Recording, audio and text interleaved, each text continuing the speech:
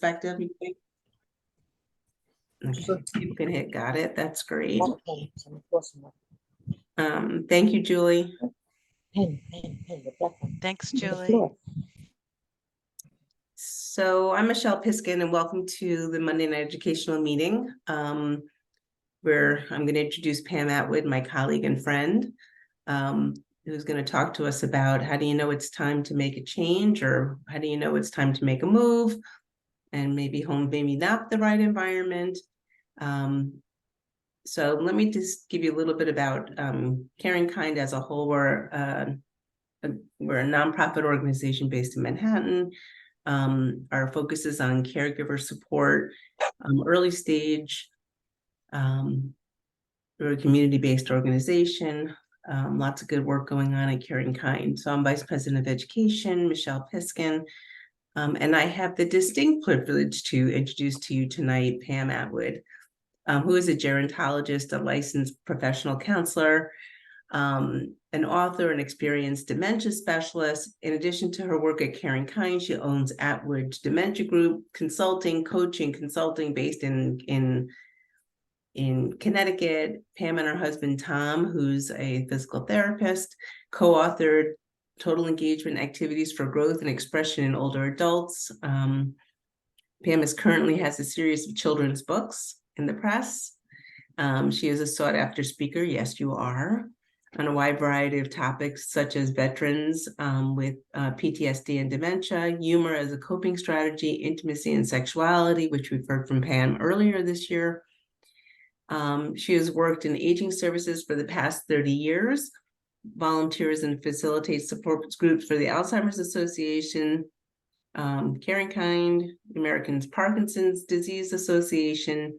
Pam is a graduate of Clark University, University of St. Joseph's, and Southern New Hampshire University. Pam, you've done a lot in such a short period of time. Yeah, not bad for a 22-year-old, right? Yeah, you look so good for your age. So I really wanted to be able to, we have a nice group here tonight. So thank you everybody for being here. For those of you who are not on mute, I ask that you please put yourself on mute. We're gonna put questions in the chat. Pam, would you like me to monitor chat for you, or would you like to That'd see be great. as you're talking that you wait a little while and then we can come Yep. back to questions? How do you want to handle that? Whatever is best for everybody. If we get a slew of questions, interrupt me and just say, hey, we've got a theme going here or something. But I'm hoping that the presentation here is just is really interactive in a way as well, because I really am of the mind that we learn best from each other. I am certainly not the only expert in the room. There are probably, well, let's see how many, 28 other experts here as well. And you know your families best, you know your loved ones, you know your colleagues and professionals, and we all come to this from our own perspectives and worldview. So feel free to moderate, and then, like I said, feel free to interrupt. You have one question in chat before you even got started. Awesome. I love that. So we have a question that, someone was just asking, so she didn't forget to ask, but do caretakers who claim to know how to help those with dementia, Alzheimer's complete a training or get certified somehow before they can claim this? Good question. That's a really, really good question. And therein lies the problem of dementia care. This is by and large a very unregulated area for our country and for many, many countries across the globe. I do believe that, well, I will clarify that I, first of all, am a certified dementia practitioner. And I also am a teacher for the National Council of Certified Dementia Practitioners, and that's an organization that does believe that we should do some standardization in the training, and they do certification as well, in the process of defining what is good dementia care. And so I teach that course for them. I also do a lot of other kinds of training. It does exist, but There are a lot of people out there who claim to be experts and really have no expertise other than their own individual experience. Like I said, 29, 30 other people on this call, we all have expertise. But to then put yourself out there as an expert is really risky because there are people, all of the best people that I've ever worked with, my mentors, my gurus, will be the first ones to tell you that, they are still learning every day. And we have to be open to that. So nothing is required to consider yourself a dementia expert or a dementia specialist, but there are some certifications out there that people can participate in. This is going to be a good group. And I see Jack. I met you on a previous program. Nice to see you again. I don't know if I'm muted or not. You're not right now. I'm not muted. Okay, I'm going to try to mute myself. I have to figure out how to use my earphones. We can mute you. I can help you Yeah, with that. Yeah. now you're muted. Mhm. Oh, and Joellen, it's good to see you too. Welcome, welcome. What do you think, Michelle? Should we dive in or are there more questions?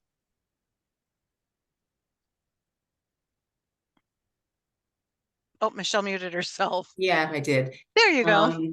You know what? So someone also just put in that she had dealt with many home health aides that indicate they don't really get dementia training. That is a huge problem, and that's one of the things that we at Care in Kind are working to correct. We've worked with a organization.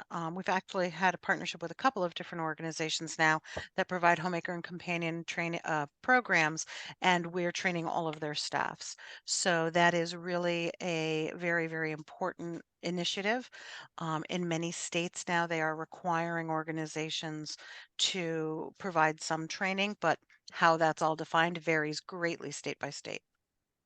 I'm going to It's a take good one more question to question. We have ask. Linda's hands up, and then we'll start with you, Pam. So Okay. Linda, do you have a Hi, question? can we ask questions at the end? Oh, yeah, Yes. absolutely. Oh, okay. Of course, Okay. of course. Okay, thank you. Excellent. Okay. All right. Well, let me begin by I'm going to, I don't know if you can hear my crazy dog, but I do have a crazy dog who is in the background. She's a rescue, and we are going through a new trainer, and we're still working on her behaviors to a great deal, for a great extent of this. So I will be occasionally distracted by a dog who I just let out. So it's not like she needs anything. I just keep dropping treats for her when she's quiet. Okay, so this program tonight, what we're going to talk about is whether or not more care is needed. And this is one of those really elusive things because there are so many moving parts, so many variables, and it's so individualized. But as Michelle said, with my experience and my coaching business, and I do coaching as well as working part-time for Care in Kind. My caregiver coaching that I do, we talk about this a lot. Really, what are some of the symptoms? And the thing that we really start with is the fact that for everybody, this is different. In my family, it was when we were dealing with choking every night at dinner and incontinence. And those were the thresholds for us that we said, okay, this is more care than we can provide. There weren't any home care services available in our community at the time. We needed to look at nursing home. And back then, there weren't even assisted livings. With my cousin Pat, who had young onset Alzheimer's, it was a very, very different situation. She could have home care. She had plenty of resources in her area, but she refused them. And then what we learned is that it really also depends on the family's tolerance and what they could manage behavior wise, because some of her reactions made their ability to take care of their young children that much more difficult. So there are lots of things that are what we need to take into consideration when we're making these decisions. So I'm going to provide you with probably more questions at the end of this than a real firm path. But let's see what we can do here. So we're going to start with some lessons learned. And I'm going to stop sharing this because what we're going to do is bring up a couple of different worksheets that I use in my consulting business. So these are the lessons learned, and these are lessons that I've taken as a caregiver, sharing it with my clients, but also what other caregivers or care partners have shared with me. And some of these you've probably already done. If you've been a care partner for more than a minute, you've probably already learned this, often the hard way. These are, again, because I'm trying to cut your learning curve. I want to try to provide you some information. So for instance, just some of the basics. Keys. If someone has a memory impairment, you can guarantee they're going to lose their keys. Always make sure that you have an extra set available. Leave it in a safe and convenient location, such as with a trustworthy neighbor, a nearby relative. If you think it's safe, depending on where you live, you might want to leave one outside. It is not only important in case they lose their keys, but for instance, I have a client right now who just locked her husband out of the house this weekend. So sometimes they can have an experience where maybe they're concerned that they've been left alone. Chloe, come on. So sorry. Can you hear that? I'm so sorry. I'm going to ignore her if you can't hear it. All right. If someone is distressed, they may become concerned. And even though the care partner is in the garage or in their workshop or ran down to the bodega at the end of the street, they can get locked out. Car, at some point, the person with a progressive dementia will no longer be safe to drive. One of the challenges that we have here is that the person with dementia always will remember how to drive. They know how to operate the vehicle, but that doesn't mean that they're safe driving. So we definitely want to make sure that some extra care and support is provided when that's an issue. For the wallet and money, we want to make sure that that includes everything from handling finances to not keeping large sums of money on them. Also, if they're going to probably lose their purse or their wallet at some point, you're going to want to make photocopies of the important cards that they have. And you might make the photocopy and keep the photocopy in the wallet and then take the actual, whether it's their license or their credit card or what have you, and keep that in a safe place in the home. Other important papers and documents, your insurance card, your Medicare cards, all of those kinds of things. And we also talk a lot in this last one here about your important papers like your living will, your power of attorney, those kinds of things. We have a recommendation that we give to put together an emergency go bag. And that can be just a bag that you keep or a set of clothes in the corner of your closet that if in the middle of the night you need to get up and go to the emergency room, you've got your emergency cards, you've got a change of clothes, you've got a charging cable for your phone, those kinds of things that you can just grab and go, and a current medication list for your individual that you're taking care of as well. In the home, you want to get rid of any and all old medications. For medication management's an issue for all people. I mean, even myself, me, my husband, my daughter, um, all of those things, regardless of cognitive laws, can be challenging. Destroying and discarding and not flushing them or pouring them down the drain. But a lot of organizations will do an annual, medication or drug take back, those kinds of things. You also want to lock any over the counter medications. I've had clients nearly OD on supplements, and really take way more than what is safe, even though those things aren't necessarily FDA approved. And they can also over medicate themselves, like if they take uh, antidepressant and some of the herbal supplements may be actually chemically very similar, and they could actually be taking like what is considered a double dose of something. So you want to be careful. Just because it's over the counter doesn't mean that it's safe. Guns, absolutely most important to lock them up. If they won't let you, at least try to disable them, and take away any ammunition or hide any ammunition.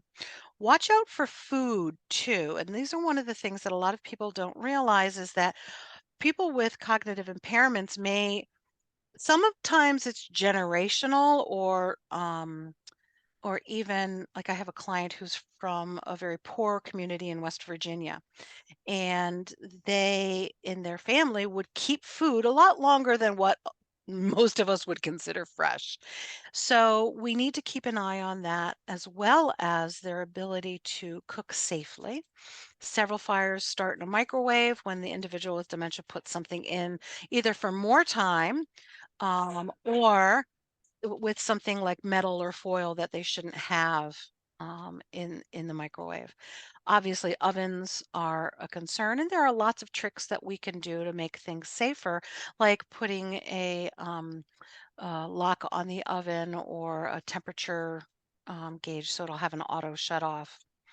And keeping a fire extinguisher or some smoke detectors, always make sure that those are with fresh batteries. Fall prevention, number one reason for admissions for older adults to the hospital is for falls and fall related injuries. A lot of times for people with dementia, these are caused by problems with their spatial orientation, but they can also be caused by what they call orthostatic hypotension, which is where a person is really having their blood pressure drop. And when they're going from a sitting to standing position, especially, but even a lying to a sitting position. So all of those things are challenges. We also have a problem where the visual center in the brain starts to change, and with a fall, it sometimes can be caused because of what we call cliffing, like they're going over a cliff.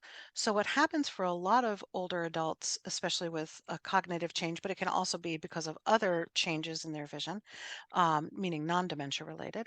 What happens is they see a change in, say, going from a hardwood floor to a carpet, or a change in the design of the carpet. And what happens is they think there's a step there. So they try to step over it or take a step up, and they lose their balance. And that's because of cliffing, as I said. For many, many, many, many, many people, us included, oh, I'm just going to run that upstairs. I'll put that on the stairs. Clutter can accumulate on your stairs. All of our floors can have clutter on that, and that is a huge fall prevention or a fall risk. Scatter rugs or slip rugs, you want to make sure you're using slip proof mats, but a good physical therapist will also tell you just get rid of them. That's one of the greatest challenges we have in home care, is that we'll recommend, that someone get rid of the scatter rugs or the area rugs, and it's just, no, I'm not going to do that. So we do encourage families to find ways to make those slip proof and trip proof. Bathrooms are one of the most dangerous rooms in the house, and falls that occur in the bathroom are very, very common. And of course, walking outdoors. I recently was in the city, and your sidewalks leave a lot to be desired, especially at intersections. There's a lot of up and down, and you can't fix all of that, obviously, but just make a person aware, or make yourselves aware as the care partners, that that's something that they're maybe going to need a little bit of hand holding, or a walker or a cane, more than they would need in the home for sure, and to help promote their safety. Wandering or elopement is the number one cause of health risk to people with dementia. People with dementia, 6 out of 10 of them, according to the National Alzheimer's Association, wander and become lost at least once during the course of their disease. And we don't always know what will trigger someone to wander. For some of them, it's just, a lifelong pattern. It's in the evening and I always go for a walk after supper, or maybe they're searching for something, it's going to rain and I've got to let the cat in. It can be any number of things. A lot of people walk, especially in the city, for exercise and enjoyment. So walking is something, and wandering away might be something that we think of for people in the country, but people get lost in the city all the time and can't find their way back home. We do have a number of different programs. At Caring Kind, there's an excellent wandering safety program, and I strongly encourage all of you, if you have not yet registered for the program. Sorry, my husband just returned home and the dog is now really barking. Okay, so, but the Wanderer Safety Program you can get on our helpline, or you can email helpline@cknyc.org and ask more to learn more about the Wander Safety Program.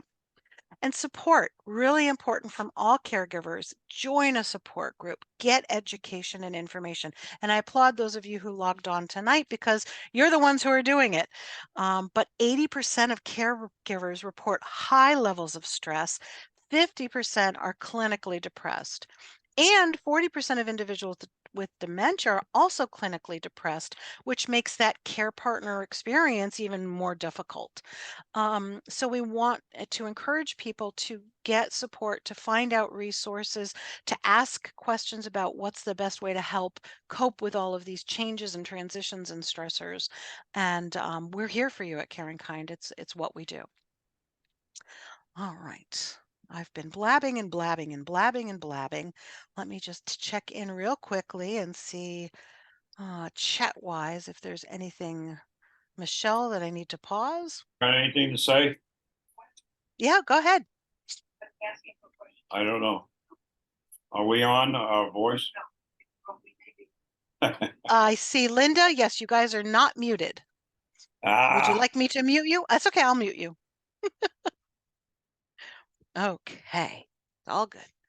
I All think right. you're okay, Pam. There's nothing in chat right now. Okay, great. So the next thing that we want to talk about that's very, very important is caregiver burden. And I use a lot of these terms intermittently, caregiver, care partner, and really because I think it is very important for families to recognize that there's a partnership here, that you as the caregiver are not just someone giving care. You're a partner with your loved one, whether it's your mother or your father or your spouse, your daughter, whoever it is, there's got to be a partnership there. As the disease progresses, that it becomes less and less of a reciprocal relationship. And you may be more of a caregiver providing the care to your family member.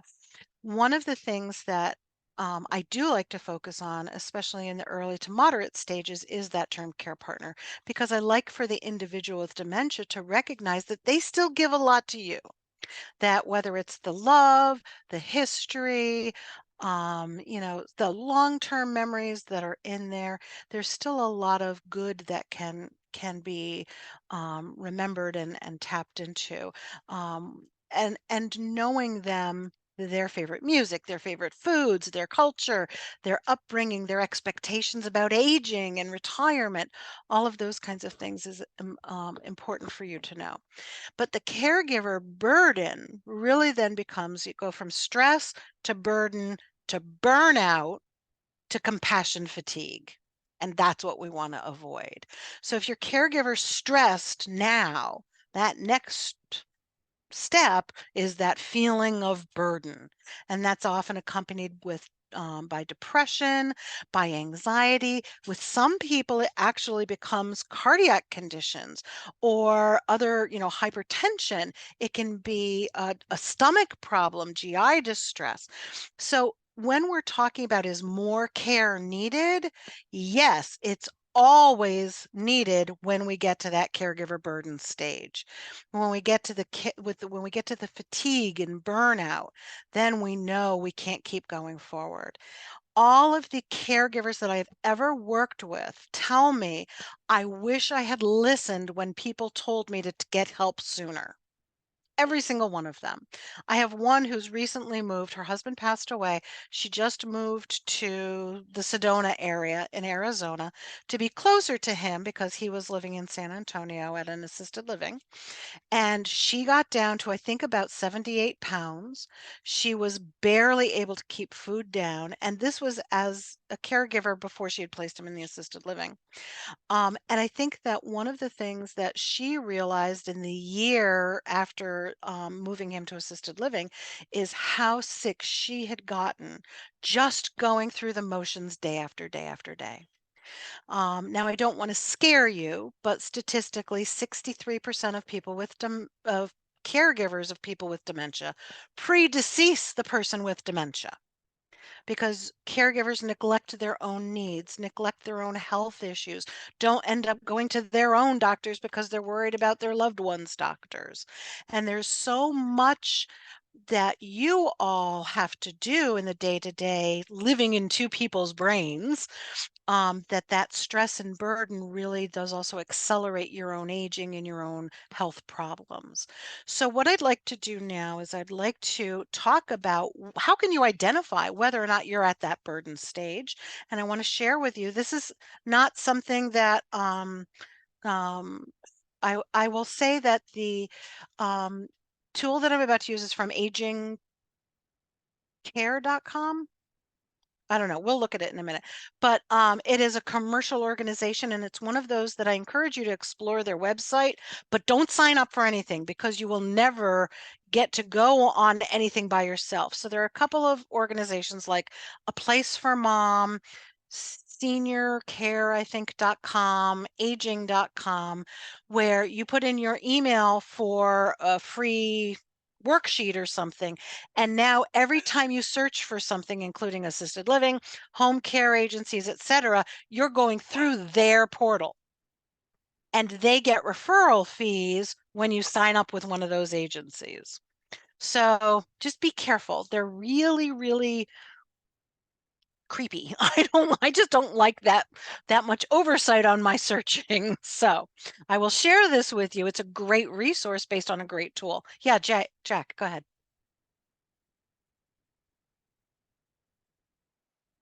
Unmute yourself, Jack. Okay. How There do you you go. get out from under those tentacles?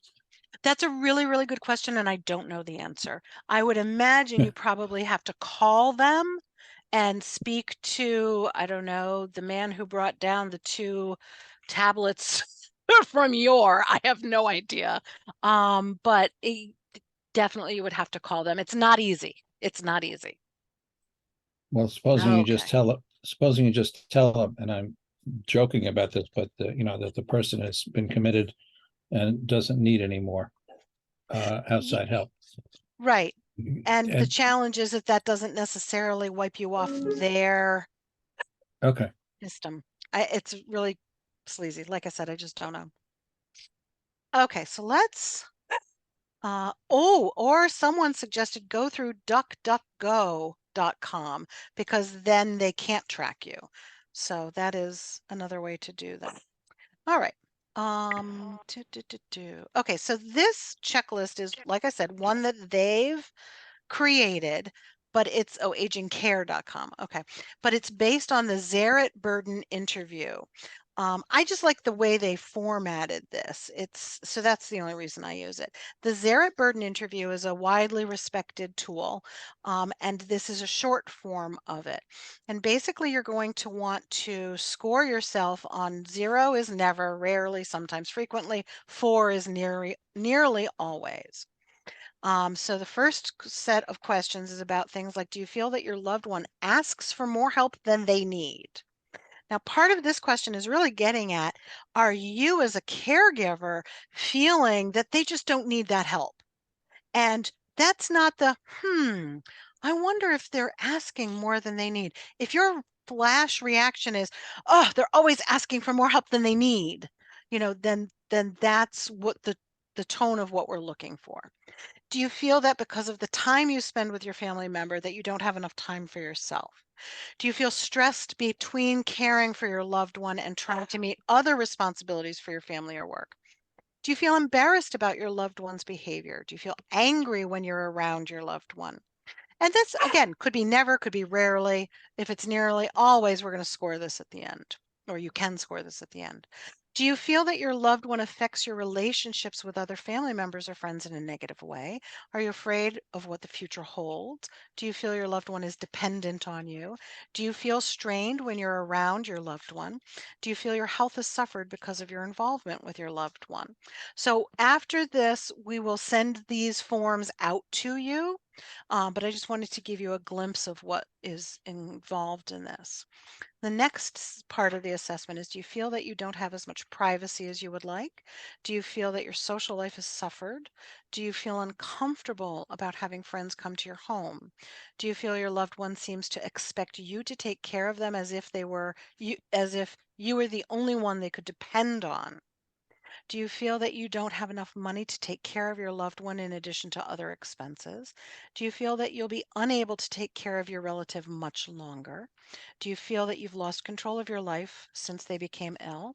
Do you wish you could leave the care of your loved one to someone else? Do you feel uncertain about what to do about your loved one?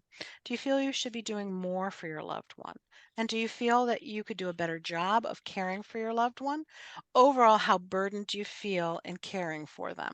Okay, so when we look at all of those, you would score that up, and then you kind of have a scale here that Dr. Zaret and his colleagues created, where 0 to 20 means little or no burden, 21 to 40 is mild to moderate, 41 to 60, moderate to severe, and 61 to 88, severe.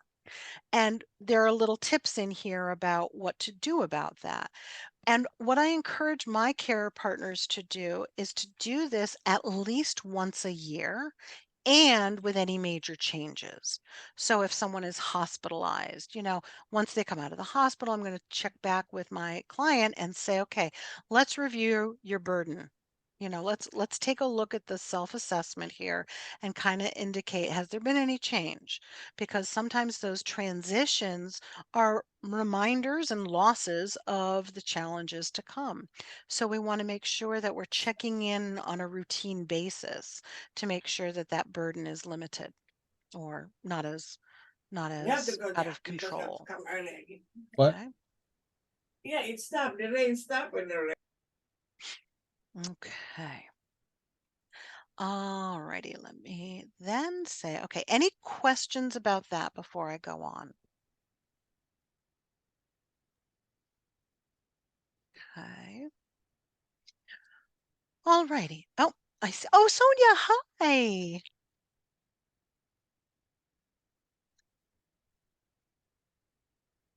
Trying to unmute herself. There you go. Hi there, Pamela. Hi, Sonia. Can you just repeat again the different stages of burden, of the caregiver's burden? Right. Okay, sure, Sonia, no problem. So we go from caregiver stress. Now, and I'm glad you asked this, Sonia. Stress is not always a bad thing. Prolonged stress is a bad thing. If it wasn't for stress, cavemen never would have left the caves. Okay, it motivates us. It keeps us focused sometimes. A little stress is not always a bad thing, but a long-term severe stress is what changes our chemical makeup. It increases cortisol and it creates a situational depression out of some of those biochemical changes. So we have caregiver stress, then caregiver burden, then caregiver burnout, which is what we want to avoid, and then compassion fatigue. And compassion fatigue is where you get really edgy and nasty, and you think, okay, this is beyond just irritable. I'm out of control here. Irritability is one of those symptoms of depression, but when it gets to the point where you don't even really care if they sit in it for another hour, because if they had gone to the bathroom when you offered them to go to the bathroom, and you think, whoa, okay, that's when we're looking beyond burden, and now we're at compassion fatigue, and that's a real risk for you and for them too, obviously. Miss Sydney there. Yes, go ahead. Yes. So my question is, if you have one episode like that, is that indicative of having? Good Is question. Good question. I No, just had one I'm of gonna those say no. today. I It know, had right? nothing to do with sitting in anything. Right, right. Yeah, but No, we all lose our cool. We all, as care partners, have those times where we think, I just can't do this anymore. What does the God expect of me? Is this, how can I do this? What did I do to deserve this? That's totally normal. Okay. If that's happening more than once every 2 weeks, that's when I want you to reach out. If that's becoming, if that frustration, if your agitation has gotten to that point where you're anxious all the time, riding on that edge between anxious and agitated, that's when I want you to absolutely take care of yourself and reach out for help. Anita, go ahead. Yes, I kind of giggle because I think I've gone through every stage. And it's okay because we're human. I've been seeing a therapist for many, many years, even prior to my husband's diagnosis. I do take, and it's very unfortunate that there's still a stigma about mental health and medications that are out there, because there's really good medications. I was having a very, very difficult time focusing, and it turns out that I have ADHD. And I kind of figured I had it because I jumped. And this medication is really helping me to slow it down a little bit, be a better person. And yeah, it's okay to feel these things. Everybody does, whether you're a primary caregiver for a loved one or just dealing with life. So Right. It's okay, because you're all doing an amazing job. And as all of you know, this is such a challenge. I don't even have to try, but I'm at a point where I just am so blessed in so many ways in my life. Even though my loved one, it has, he's got FTD, and he has for about 6 years now. So Right. yeah, the future's scary. Yep. But I have no control over it. So That's right. we have some really great moments, and I have some good support groups that I'm involved with currently. And family too. And I just started bringing in some help, caregiving help, and I knew it was time, and I was very comfortable with my decision. Very Excellent. comfortable. It's Excellent. a process. It's a slow process. But I got to tell you, it truly has helped me enormously finding the right helper, caregiver. And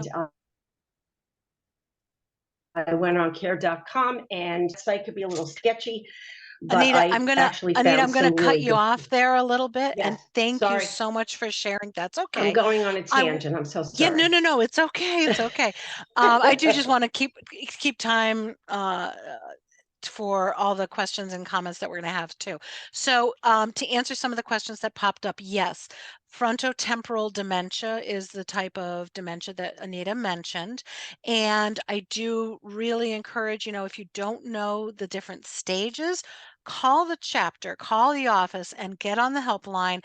They're happy to share with you a lot of information to educate yourself, because all of the research that I've participated in and done, and all of the research that I've ever read, shows that the very first step about being a confident caregiver is education. You've got to be able to educate yourself before you even go to a support group, but you get a lot of education in support groups, true. Sydney, I see your hand. Yeah, go ahead. How does one know? I like Anita, I have been on medication and mental health stuff for a long time. I had my dosage upped because of other family issues, combined with the two dementias in my family. Mm. And so I know what I feel like when I am not tip top and I'm getting depressed. Yep. But how does somebody, for instance, my husband Jim, he's always been a very centered individual, calm, all of that. He's never, I've thought in the past that he might have been depressed a couple of times, work-related stuff, but he doesn't know himself what it feels like to be depressed. So if you ask him those questions, he doesn't know. So how are we to know? That's my question. Especially Gotcha. because he really has aphasia bad and he can hardly, I mean, he tries very hard to get his thoughts out to you. And often it's the opposite of what he means, or it's gibberish. So, Gotcha. Okay, so that's a really, really good question. A lot of times we clinically look at symptoms, and for people with dementia, those symptoms might be in their restlessness, or, like you said, when someone has always been very centered and calm, and now they're not. So while they may not meet the definition of irritability, that's how we're going to interpret that symptom. The pacing, the wandering, the rummaging, we may look at that as anxiety. So now we've got irritability and anxiety. Now we're going to look at how's his sleep, and how's his engagement in activities that he likes. So those are 4 symptoms that I would look at right quickly and say, okay, if there's a change and a decline in those, then I'm going to say, okay, this may be a depression superimposed on the dementia. Now, if you get that treated, then his abilities may appear better, because depression on top of dementia can make the dementia appear worse. The tricky part, though, Miss Sydney, is getting him to take the medication. And if they're in the early to moderate stages, that may be your biggest challenge. Because a lot of people, like Anita said, there's still a lot of stigma around taking medications. And sometimes I've had families call it the anxiety medication. I've had families say it's just for a situational depression. You'll go off of it in a couple of years or what have you. There are lots of different ways that we have those conversations. And sometimes it's just because the doctor said so. yeah. Um, So Are you talking I- about it- medication for the patient or for the caregiver? I mean, I'm confused. both, both. I'm already on it. Both. And that, that's a really great way to ask it, Jack. So when we're talking about the caregiver, we are also talking about, okay, we've identified you have a lot of stress. How is that affecting you? Is it affecting your relationships? Are you irritable? Are you having problems or changes in your sleep? Okay. If you've never slept well, it's hard to tell if you've now had a problem in your sleep. But honestly, you might have been teetering on depression all along. It's just that maybe you didn't recognize it until now you're under such extreme stress that now you're willing to say, gee, I may actually really be depressed. So it's important to recognize some of those symptoms. Like I said, irritability, lack of engagement in your activities that you like, also sleep patterns, changes in appetite, either eating too much or too little, but especially a change, and a sadness. And we would look at all of those clinically. As a clinician, I ask about how has that been in the past 2 weeks. So that's really important, because if you're feeling those symptoms for a month, you've waited too long. All right. If it's more than 2 weeks that you've been experiencing those symptoms, get on the horn with your doctor. Don't delay. I had a family caregiver say to me once, she came into our support group and said, ladies, I have found the answer, and it is Lexapro. Okay. And it wasn't that she thought everybody should be on meds. And it wasn't that her husband didn't still annoy the what out of her. But she said it just took the edge off of her. Sure, she still notices when he doesn't wipe his feet coming in, but it just doesn't bother her as much. So it helped her as a caregiver keep things in perspective. And it made her feel better being able to get some sleep. And she knew she could be a better caregiver. Yes, Just Sydney, one go more ahead. question on that particular topic. If somebody has difficulty talking and requires translation, if the Mhm. translator is capable of doing it, Right. how is it possible for them to have like therapy, psychotherapy or something like that? Is it possible? Good question. It depends. So a lot of times when I counsel clients, the counseling that I provide is stage dependent. So if someone's dementia has progressed to the point where they have aphasia, or because of a stroke or what have you, and there are no other ways that we can communicate, then no, that psychotherapy won't work. For a caregiver, it will, but not for the individual living with dementia. So most of the time when I'm doing counseling of caregivers, we're fine. If I'm doing counseling of the individual living with dementia, that really is stage specific. And with the translator, it really depends on the office that you go to. So, all right. Let me jump ahead to the last worksheet and then we'll open it up for lots of questions going forward. All right, so the question that I get asked probably more than any other, well, no, the first question I get asked the most is, what's the difference between Alzheimer's and dementia? The second question is, when do I move someone to a nursing home or an assisted living or have home care? How do I know when it's time? And I know that that's why you're all here. So here is my checklist. Maybe I won't be able to find it. Okay, yes, here we go. And this is the checklist. Okay. So what we've done here is we've really broken it into several areas or domains that I want you to consider. One or more checks in any topic area is evidence of concern. One or more checks in two areas means that more care is warranted. So let's just go through these real quickly and I'll make this a little bit bigger actually. Home maintenance. Broken or damaged appliances, odor in the home. And I know that some of you live with your care partners or your persons living with dementia, and some of you are living outside of their home. Odor in the home, new issues with clutter, yard care unattended, house cleaning less. And I don't just mean like my house because I'm busy and I really need to do the dust on top of the, ceiling fans, but really you've noticed a difference. Hoarding, adapting uses like hanging clothes instead of using the dryer. Like they're hanging them in the basement or something. Multiple pets underfoot. A lot of times people with dementia start to hoard pets. Dishes unattended and dirty kitchen and pest control issues.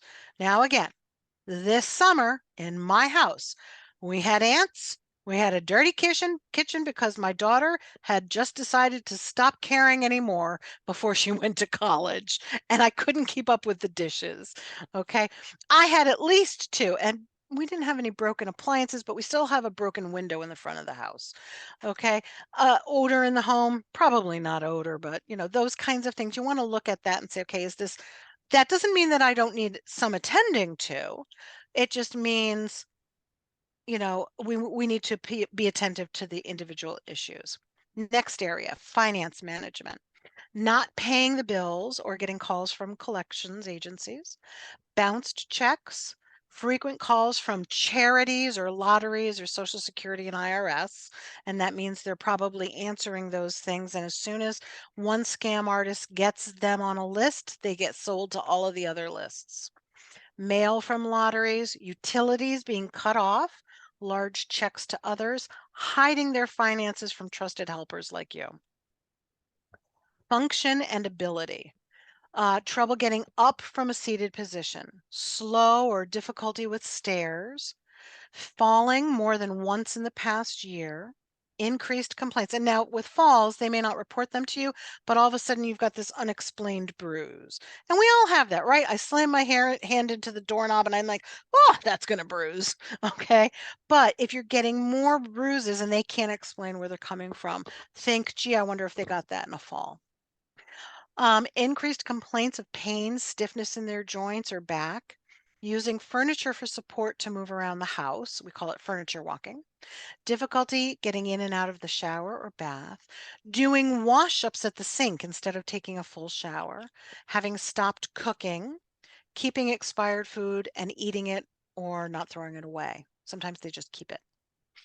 Activities, withdrawal from preferred activities, missed appointments, newspapers still in plastic and the mail is piling up unopened, disengaging from social circles or faith communities.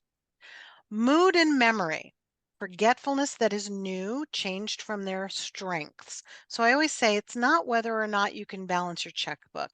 If you are an accountant and can no longer balance your checkbook, that's a concern. Losing important papers and items. A lot of times, and this is one of the things that happened with my grandmother, she would hide them because she knew we were coming on Sunday to help her pay her bills. And she would hide them because she kept losing them. And then she couldn't find them on Sunday when we got there. And it was just one of those symptoms that we just didn't even realize was a symptom of her having more difficulty living alone. Repeating the stories without recall that they've already said it. Going back up here, finding household items in an unusual place, like a dog dish in the freezer or soup in the cabinet. Blaming others for challenges, meaning that their denial is very high. Sad, disinterested, or apathetic. And some of that's just natural with the disease, but it's again an issue that it piles up to mean more care is needed.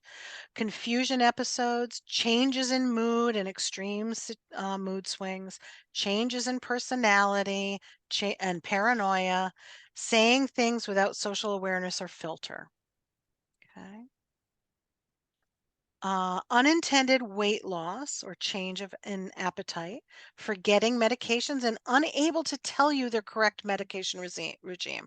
A lot of clients that I've worked with are like, oh, I take them and I have my own way and it's the order.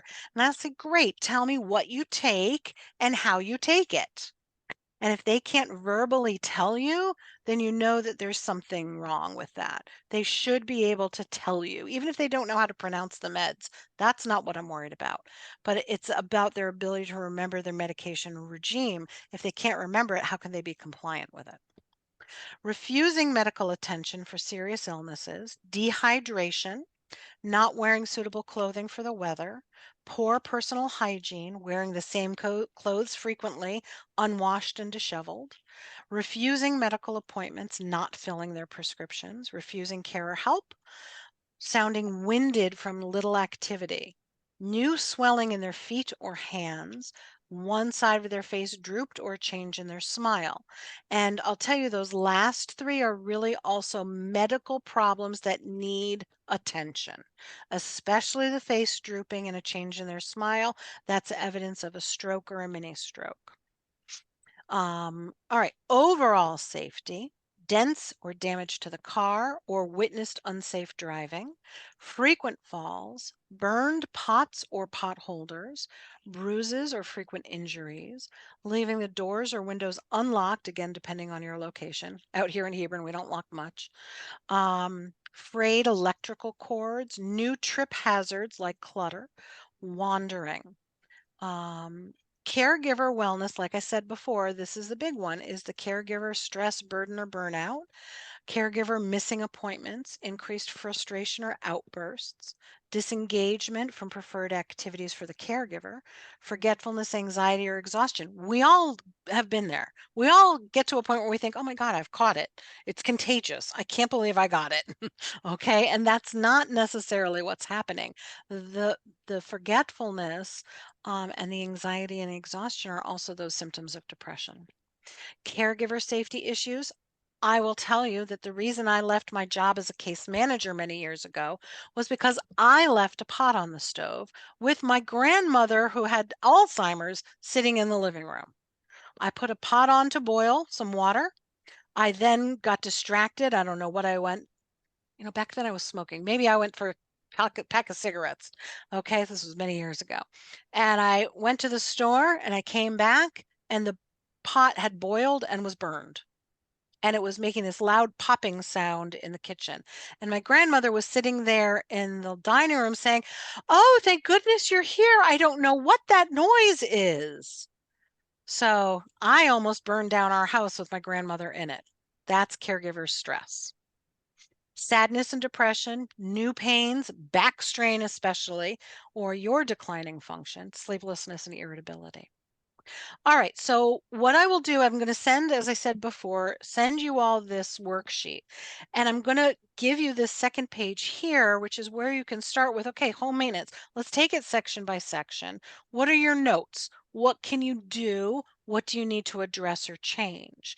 And a lot of times what we want to recognize is that you don't have to go and find all of the answers today. It's a matter of identifying priorities. I always say safety first. That's the number one. If we're wandering, if we're having fire issues, if we're having falls, then those are the real, or non-compliance with medications, those are the 4 big safety issues. And you want to find some support for to address those specific needs first. Then you deal with some of the finances, then you deal with some of the mood, then you deal with how to get them in the shower. When we are dealing with, and I'm going to stop sharing for right now, when we're dealing with these changes, one of the things that we want to know is the continuum of care that's available. And depending on what area you live in, there may be plethora of information and resources, or there may be totally limited. The basic continuum is usually to include support, like verbal support and support groups and programs. And that's both for you and for the person living with the dementia in the early stages. And then they can do either home care or homemaker companion support, adult day programs, like an adult daycare, if you will, and then home health care, like with a visiting nurse, and then assisted living, and then nursing home. So that's like the long continuum. And there are other pieces in there. Like, so there are some that might do 24/7 live-in care. There are some that say, okay, well, they go to a day program 3 hours twice a week. That's not a full day program. There's also other kinds of individual care support, like from a care manager. And a care manager is someone who is kind of like a social worker who then helps with coordinating all of the care that's needed, including the medical appointments and the transportation and the adult day program. And then when that's not enough, going to home health and et cetera, to help you with those transitions. All right, I've just done a huge dump of information onto your brains. Please let's feel free to, and Mark, I see you there. Welcome. I'm glad you're here, Mark. Got to see you in real life too. So let's open this up, and then Michelle, maybe you can help me with some of the questions we can field here. Absolutely. All right. Hi. Hi, my name's Felicia. How are you? Hi, Felicia. Hi, Felicia. Hi. So I'm a caregiver, only child, with a 90-year-old diva with dementia. She was misdiagnosed in like 2017 when I complained to doctors, and sometimes doctors just don't listen, so it wasn't until 2020 that my mom was actually finally diagnosed with small vessel syndrome dementia. So my reasoning and wanting to get on now is that I've had about a good 2 years of trying to get Medicaid and Medicare to pay for my mom because she only had basically her Social Security and no pension. And the question I ended up having, because my mother's dementia was getting, and I also had a mental wellness person for my mom, a dementia a person that came on, a therapist, and that was just a blessing that I've had through Integrity Senior Services. They're a really great program where they actually, because my mother was depressed. She has been, because she would not admit that there was an issue with her memory. And there was a lot of, fighting. So all of the stages on that survey, I've kind of been through all of it. And the last one where I've been crumpled on the floor because I'm an only child and have very limited resources. So I had to depend upon my church sisters, 2 or 3 best friends that I started having to come to speak with my loved one and be here instead, because when I would walk in the room, I didn't have to say anything. My mother would just explode and just become somebody else. And it wasn't great for the home aides that I put in place. Yep. So one of the questions that I'm trying, one, is to find a support group. And I think Karen Kind has been sending me a lot of information, which has been helpful. And this is one of the Okay, good. webinars. But now I'm in a position where I end up finally putting my mother in the ER, the hospital, and got her into a rehabilitation center, because that's the only way for anyone else that's out here. It's really the only way that you can get your loved one quickly into a 24-hour program, because I've gotten denied by Medicaid, and a lot of people don't speak about those issues, but identifying what you can give to your loved one and then what you actually will get once you go back through the MLTCs and the HMOs and all of these different things. So it's amazing. So what I'm trying to find out is with, there is a program called NHTD, which I found out about in January here in New York, for New Yorkers that have dementia, that you can possibly get 24-hour care in your home, which is my game plan. Because one of the things when she was just at the hospital at NYU Langone, a geriatric specialist and dementia specialist said that really nursing homes are not the place for dementia patients. This rehabilitation center I went to has been so great with her at this point, because it's a short term. But my concern is when you get to the assisted living, are you supposed to look for assisted living with memory care? Or is assisted living supposed to be, I get assisted living for mom, but I still have to bring in the home aides, et cetera, et cetera? That, because I'm trying to get to understand what question. really means. Great question. Okay. And I want to let Elizabeth Farnham know I see you, and we will get to you next. So, okay. So first of all, great question. First of all, it is totally different state by state. Some states have Medicaid funded assisted living, some do not. Okay. So your options vary quite a bit. By the Center for Medicare and Medicaid Resources nationally, nursing homes provide what they call skilled nursing care. That means that a nurse, someone skilled and licensed beyond a CNA, has to routinely and regularly monitor the wellness of some medical condition for the patient. Okay. Now, in a nursing home, the residents who live there all have some kind of skilled need. Now, there are a lot of people who work in nursing homes who are very excellent, and a lot of nursing homes who provide excellent dementia care. The problem is finding one and then reserving space in it. I am completely aware that quality varies widely across a state, across a country. We have all different levels. CMS.gov, I believe, has the Nursing Home Compare website. I'll tell you that in Connecticut, that's a worthless rating, because you can have an absolute dump of a facility that is owned by a big corporation. And when the state surveyors come in annually, they bring all of these extra staff in so that all of this wonderful care looks to be provided. And then as soon as the state goes, there goes all that extra help, and it's still a dump of a facility. However, it's a place to start. Then there are also people you can call the helpline at Karen Kind. You can call me. We have checklists that you can use, and maybe I'll send this, Michelle, is the checklist that I use also, for what questions you should ask and what the answers should be, because it varies widely. And you may ask the marketing person, and the people who are on the unit or the floor have no clue what that person's ever talking about, because that's not reality. It's a nice selling feature. They may show you the beautiful courtyard, but the people with memory disorders never get to go out there. Or they'll tell you about all of the out trips that they do and the wonderful brain games that they do.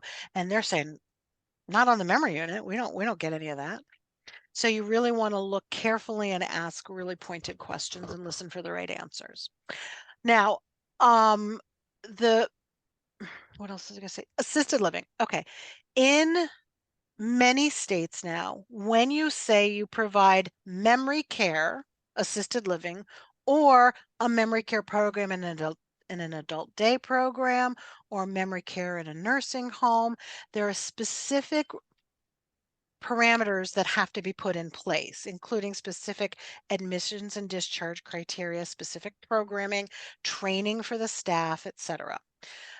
It's important, and again, my checklist covers all of that, that you should ask those kinds of questions. Okay, you say you do memory care here. Can you tell me what makes your memory care different from the care that you give everybody else?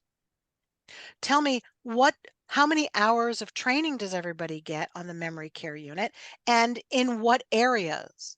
And if they don't know the answers, they ain't getting the training. So, for instance, we work with a lot of communities, and Michelle actually works with a lot of them in the Caring Kind area. A lot of organizations that really do provide excellent memory care programs. And we can certainly let you know about the ones that we work with, because they have invested in their staff and in their programs to provide excellent care. That doesn't necessarily mean they're going to accept Medicaid, though. And that's right now part of the crisis of healthcare that we have here in the US. I wish it was better. I've been working on it for decades. We've had some improvements, but we're not there yet. Not by what we would all want. Okay, what was your other question? Okay, so do you need memory care? I usually say yes, because even if the person is living in assisted living and they don't need a secured unit or I always say, I hate it when people call it lockdown. They don't need to be in lockdown yet. Well, you know what? Nobody needs to be in lockdown. That's prison, right? So we want to look at the unit as having security features. So it's a secured program, because some people, not all people, some people wander, and that becomes a safety issue. The reason I like memory care units for my clients is twofold. Number one, there is so much social pressure in assisted living and senior living anyway. It is brutal. It's like middle school again. The women are just as catty, the men are just as rude, and let me tell you, it's amazing more people aren't hopping into bed with everybody else. Okay? It's a really, really social pressure powder keg. And for You're talking people, about part of memory that care unit? problem. I'm talking about assisted living in general, Oh, not Part of- memory care. Part of General that assisted issue, yeah. Pam, right, is really a lot of the times is there, but for the grace of God go I. Right. For sure. For Mhm. sure. And I think that for a lot of times there really is almost a bullying that can happen out of fear, out of by the grace of God, there by the grace of Mhm. God go I. And the people living with dementia, even though they don't need a secured unit, are often the victims of that. And we have trained the staffs to watch out for it. That doesn't mean they're going to catch it all. Mhm. So I like my clients to be the big fish in a littler pond. So that's reason number one. Reason number two, if they are in the in the memory care unit of a nursing home or assisted living, I know then that the staff has gotten specific training on how to help and support people living with memory disorders. And I don't just mean that they know the difference between Alzheimer's and dementia. I mean that they know how to look at behavioral reactions. I know that means they know also some of the information on how to assess pain and treat pain. And I know that they're going to provide a little extra support and time. In many nursing homes, for example, everything is so driven by the assignment. I've got to get 10 residents up. I've got to get 3 of them showered. I've got to get their meds ready. I've got to get them to PT. And it's a very pressure, task, task, task. And I don't know if you've noticed, but for people living with dementia, the more you focus on the task, the worse their behaviors. So when we allow them the time to talk, to be them, to not be pressured, it's the difference, if you can imagine, the day where you just have nothing to do on your agenda versus you have to get them up for a doctor's appointment.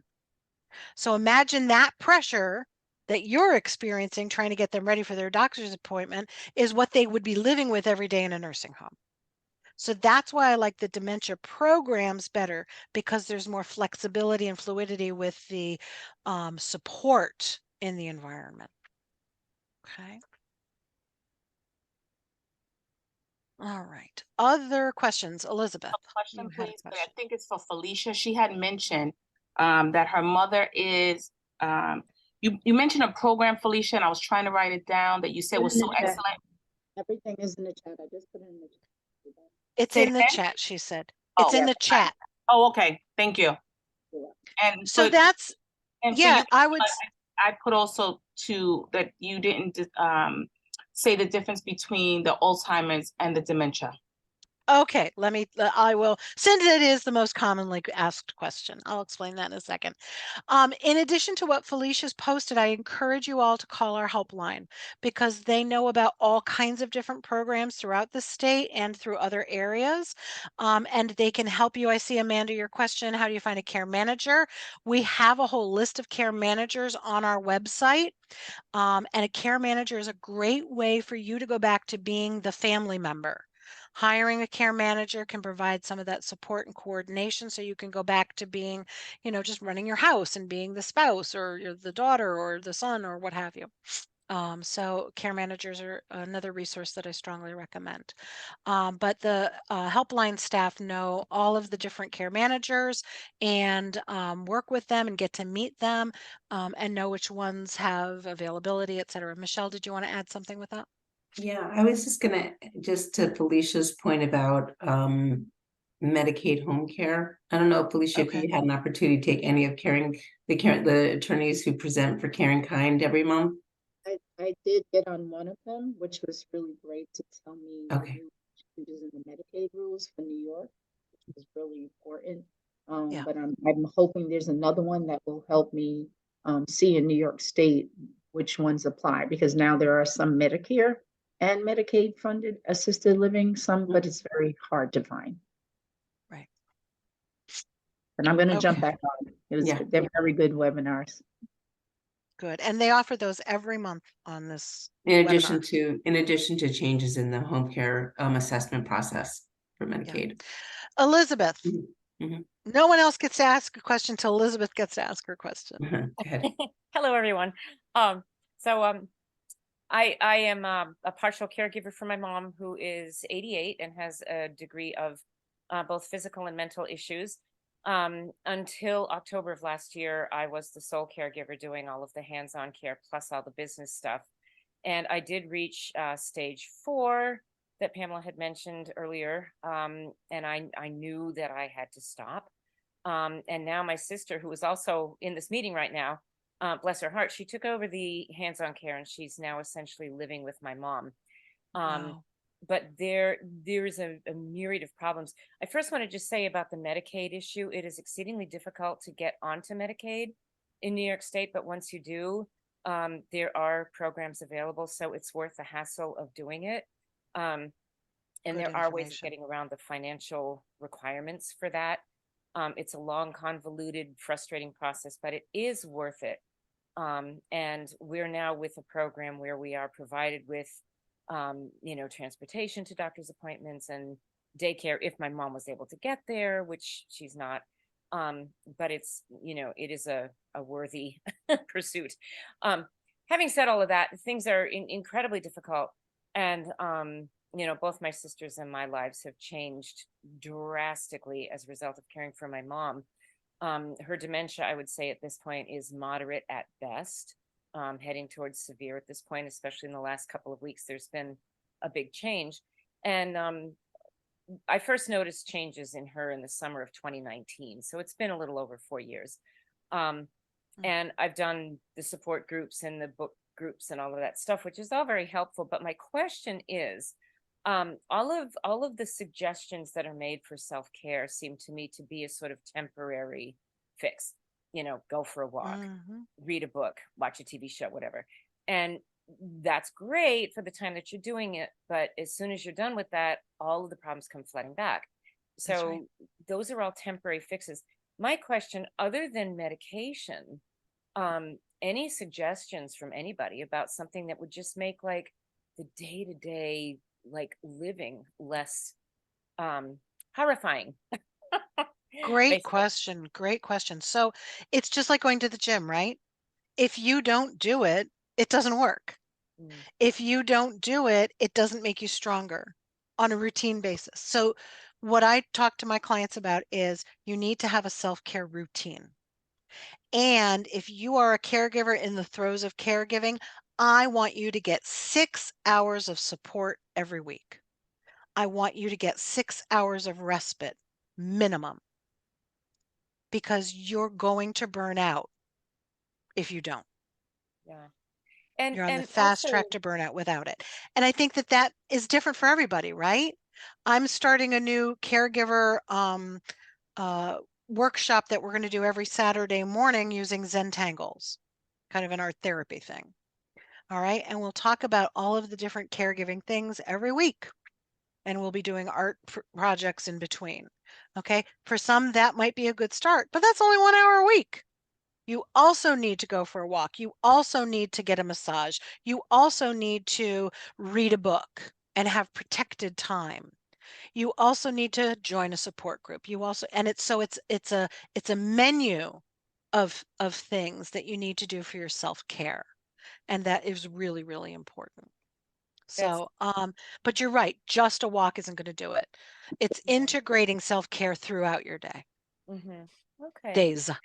And good for you for recognizing your burnout and calling in your sister. And thank you, sister. Yes, whoever thank you are, wherever for you doing are. that. That's it's a team sport, caregiving. Yes, it is. It's a team sport. It's a group effort. Part two of my question also is Yes. I reached that extreme burnout breakdown period almost a year ago now.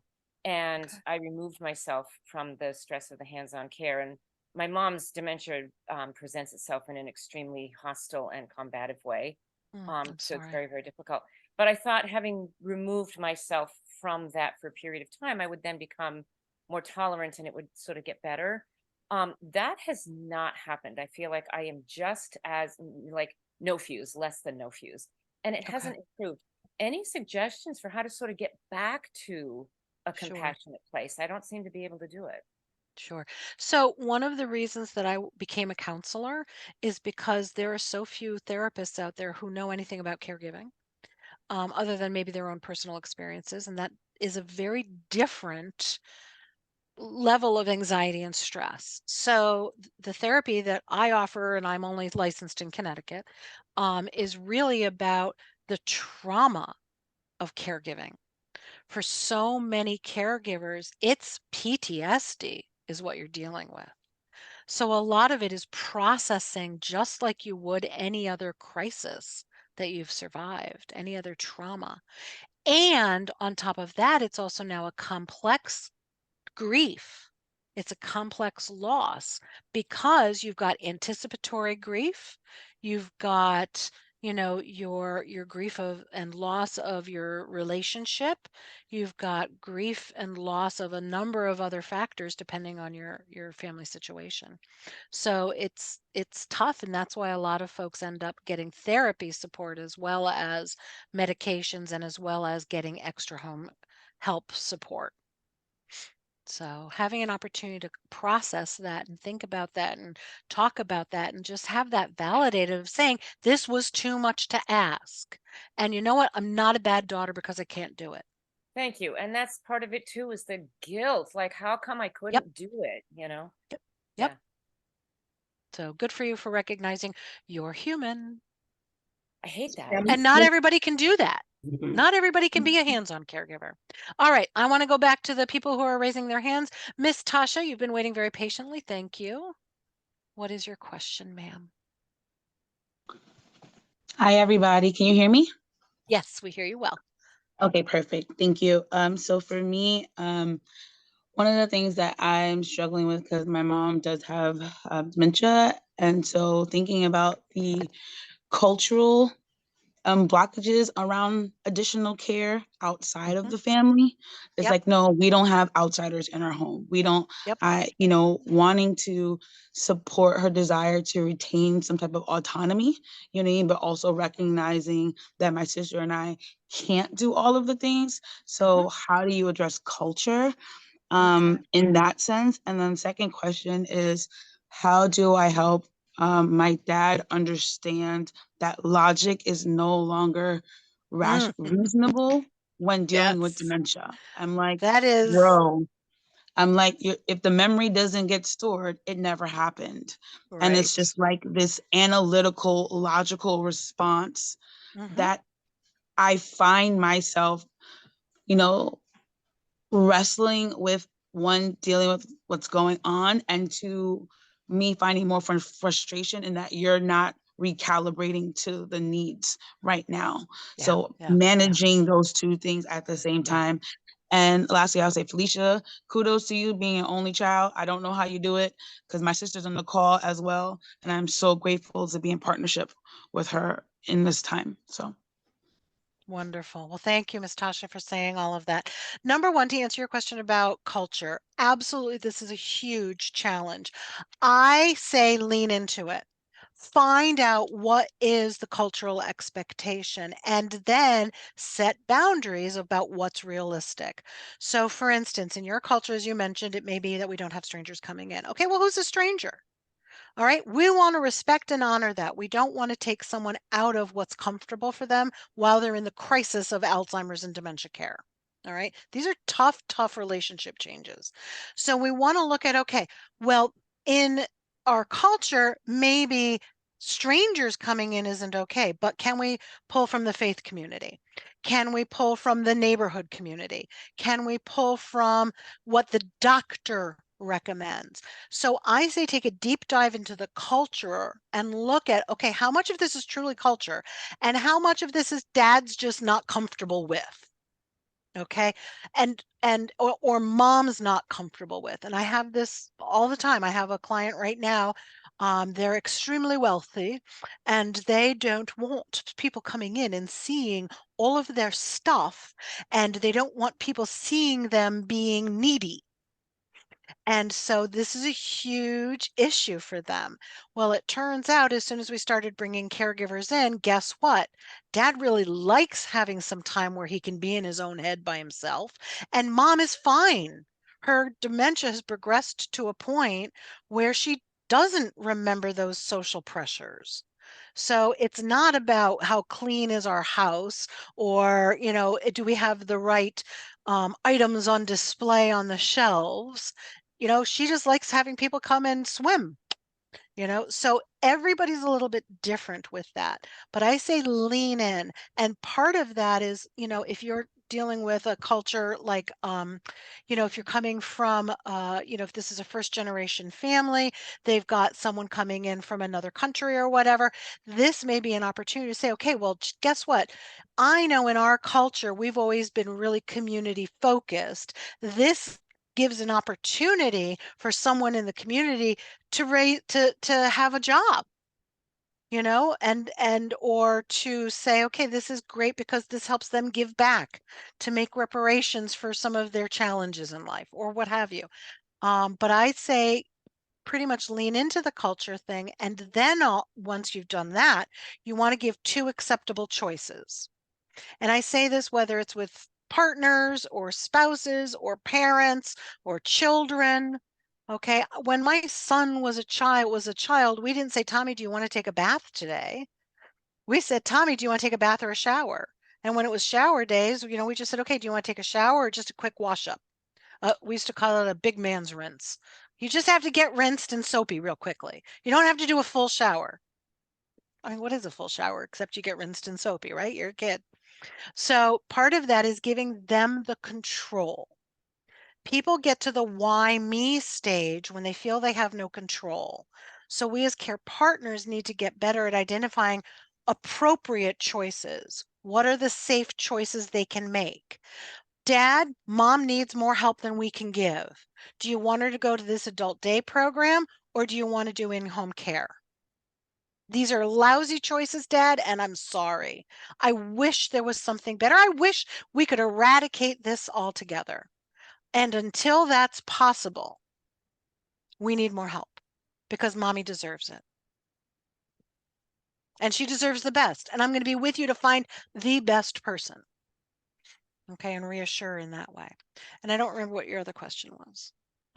Having my dad shift from logic and Oh, analytical right. stuff to That's one of the biggest recalibrate. challenges. Yeah. So Yeah. a lot of this is education, right? We as caregivers are always trying to see if it's a good day or a bad day. And we really, really have at our gut that if we just word it the right way, they'll get it. If we just explain the logic, they'll understand. And it's only through our own evolution as a caregiver do we understand and come to know that that's broken. So part of it's education, but he may be in denial, and that's a coping strategy. Denial is a way of coping. If I don't have to agree that she can't use logic, then I don't have to admit that she's more advanced than I think or that I'm ready for. So his lack of ability to be flexible with his communication, which of course then triggers behaviors in your mom, you know, that becomes a way of him coping with the fact that he's not ready to let go. So some of this is just education and some of it's saying, Daddy, I know this is hard, but I think she'll respond better if you stop trying to logic her and try alternatives. You know, with some of this, you get a lot of opportunities to practice it, unfortunately. So, and I agree. Thank you to all of the siblings who are on or all of the other family members who are on. I did have a caregiver once who came to a support group and said, "Hi, my name is Sophia. I'm an only child with 6 siblings." So sometimes having extra family members helping is not quite as helpful as one might think. So kudos to those of you who are partnering together in order to provide the care and support that's needed. I see a note from Kim or a hand up from Kim Velez. How can I help you, Miss Kim?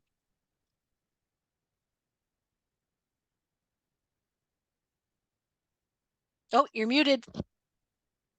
Sorry, I'm finally able to get on one of these meetings. My schedule is kind of crazy and I'm involved in a lot of other organizations. So a lot of times I just welcome do whatever I can. Welcome. Thank you. My mom was recently diagnosed with dementia in July, and things are just moving so quickly. You know, she's been in and out the hospital with other issues. They finally got a pacemaker in her, finally in August, because she kept passing out. And that was stressful for the family. 14 times, and I would say 9 times within this summer. Oh, So poor thing. through a lot. So each time I kind of set up, because each time I leave the hospital, I ask for whatever short-term home care services that I can grab or snatch at that time. I do, it gets started, and then she's back in the hospital, it gets discontinued, and then I have to restart it again.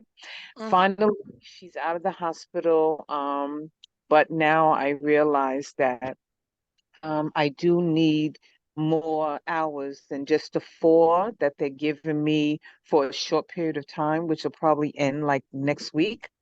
And I have been approached by a couple of organizations saying that she may qualify for community Medicaid. I was kind of leery about it. But at this point, I'm probably just gonna have to go ahead because she does have a small pension and Social Security, so she doesn't qualify. In New York, they said you can only get this community Medicaid if you have under 1,600 and or less than $1,700. If not, the rest can go into a trust. And they're saying to go ahead and do PIT or some type of trust. Trying to get more information about that. But what are your thoughts about that? And is that a good avenue to go? Because I don't know if I have the resources or she has the resources to pay for things outright. Great question. Great question. So a lot of these programs are what we call community waivers. So Medicaid has their national laws of what is eligible or who is eligible financially for those programs. Those programs are administered individually state by state. So it's federal dollars and state dollars to provide care at a statewide level. So every state is a little bit different, but they are basically they've developed programs aimed to prevent premature nursing home placement for people who are over age 65 usually or have some special needs. In Connecticut, so I live in Connecticut, it's over 65 and have certain income levels and have physical needs that put them quote unquote at risk of a nursing home, of needing a nursing home. So it's a diversion program so that we don't have people living in nursing homes when we could spend less money keeping them safe in the community. When you do one of those programs, yes, I highly recommend it because most of them will include a care manager. So you don't have to be the one coordinating all of those services. It also says this is a person who's at risk of nursing home, and when they go in hospital, we're just going to put those services on hold. And then when they come out, we'll reactivate them. Okay, so you don't have to coordinate with a whole new whole new assessment and care agency and all of that. The care manager can do those kinds of things. I encourage you, get on the webinars that we do or call the helpline and get a hold of the helpline. They can talk you through it. They can point you in the direction of which agencies and organizations can best help you with those applications. Michelle, anything else you can think of Caring Kind wise that we can do to support people who need those kinds of programs? I think a good way, honestly, is to start with webinars, and that'll connect you to some of the elder attorneys, because that's always money well spent when you're going down that avenue. And the money that you spend, whether it's on a care manager or on an elder law attorney, those are allowable expenses in spending down to qualify for those programs. You just need to keep excellent records. And I am not in any way giving you legal advice. Talk to an elder law attorney about those kinds of things, because you never want to say, oh, well, this woman at Caring Kind said we could do this and spend this money. Oh, please don't do that. Okay. You want to make sure that you're spending the money, because they will look back and they'll say $400. What was that $400 for? And you don't want to say, oh, well, I hired this care manager, and then they turn around and say, nope, we're not going to allow that. And then you have to eat it. Okay. All And righty. Yep. when you are doing this expenses, it should be in my name or it should be in my mom's name? Like, how does that, Like, what is the best records to have, so I know as far as the spending wise? Right. So that is exactly what those webinars will tell you about the legal and financial stuff. Generally speaking, these are your parents or your loved ones' expenses. Obviously, if you're married, there are different issues state by state about spouses. But for adult children, most states do not look at you as legally liable, responsible parties. Okay, this is your parents' money, your parents' issues, and those expenses get billed to your parents, just like if you weren't there. Okay. Perfect. Yes, Linda Mays. Welcome, Miss Linda. Hi, thank you. Of course. A couple of questions. We've just been approached about doing a study, a 6-month study where my sister-in-law, my husband's sister, would wear a headband, I guess, for half an hour a day and something like that. Has anybody heard? It's supposed to, they're studying whether it improves memory. Has anybody heard anything about this? It would be difficult for us. Our loved one lives alone. She's doing really well, which is part of our other question. Should I do all the questions at once or one by one? I have basically 3. Okay. Here's what I will say. I strongly, and Karen Kind strongly, supports participation in clinical trials. I would be very leery of some device that you have to wear. That sounds hinky. But I would say if it's coming from Yale or Columbia or, wherever, Penn State, that's different. Then I might try that. And if it's not too invasive and it's not too difficult, then go for it. If it is difficult, then no. Okay. I participate in a clinical trial as a well family member who has the genes in the family. So we can all participate in clinical trials. So I strongly support that in general. Yes, Linda, question number 2.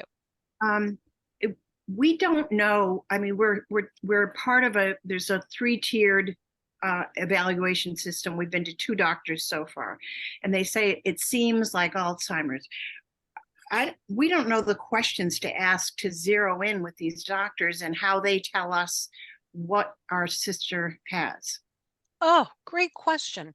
All right, so this gets me back to that question of what's the difference between dementia and Alzheimer's. Yeah.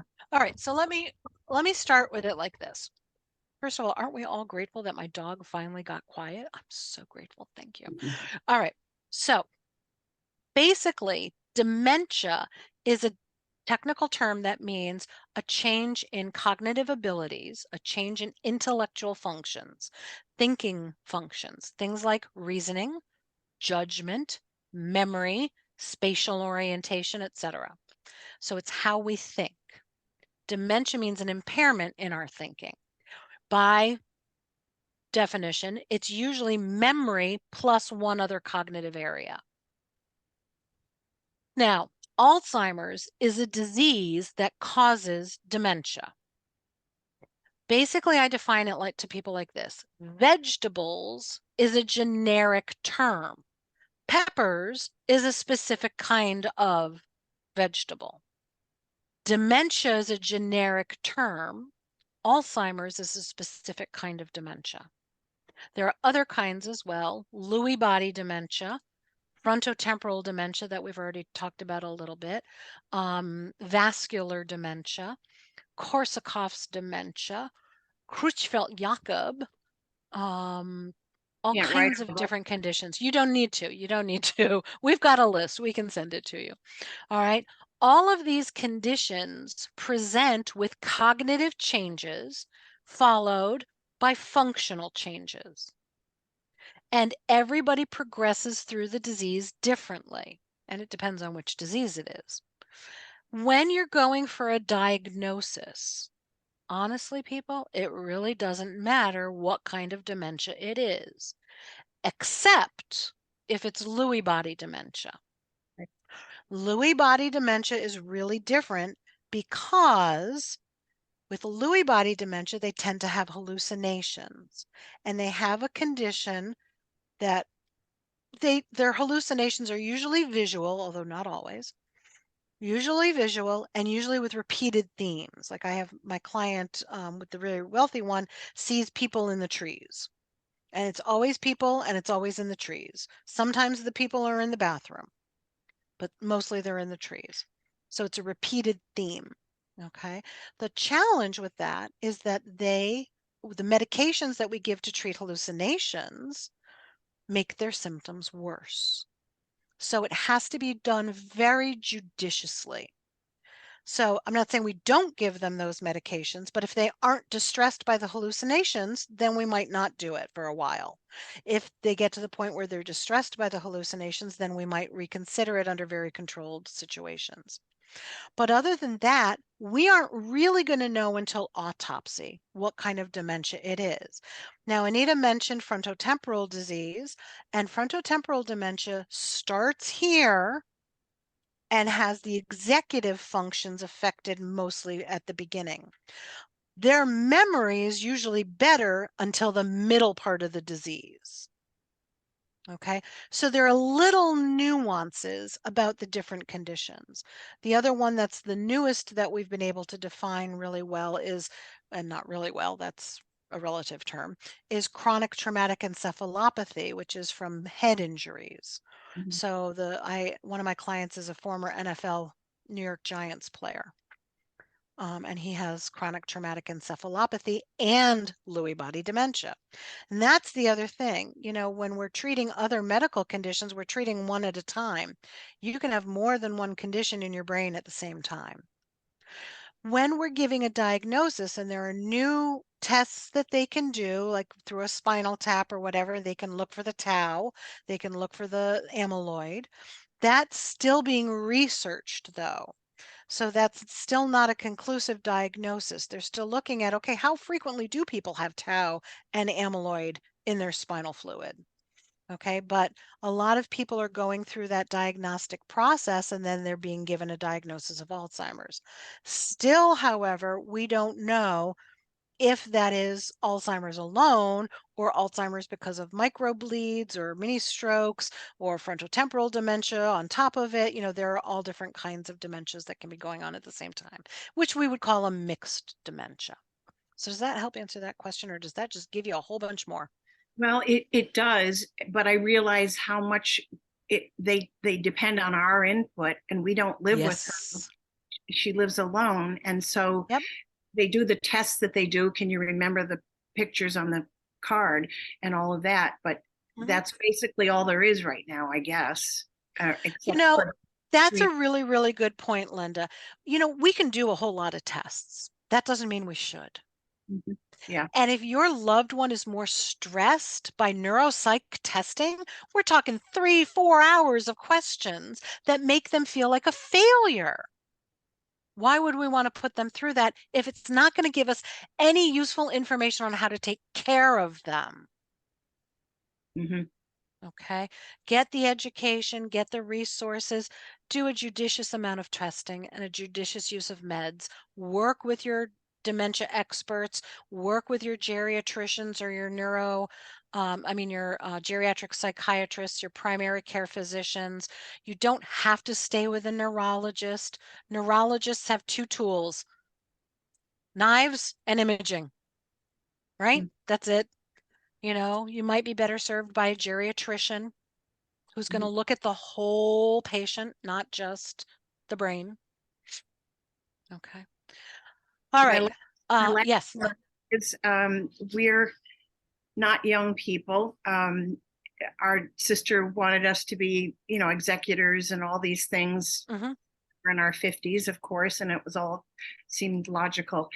We partly guilty, but partly in trying to protect ourselves also. She's in great shape. She lives alone.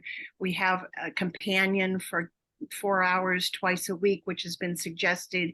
We've done a lot of the safety things already for money, and but we don't see ourselves being able to manage care in her home, although we would love to see her stay in her home forever.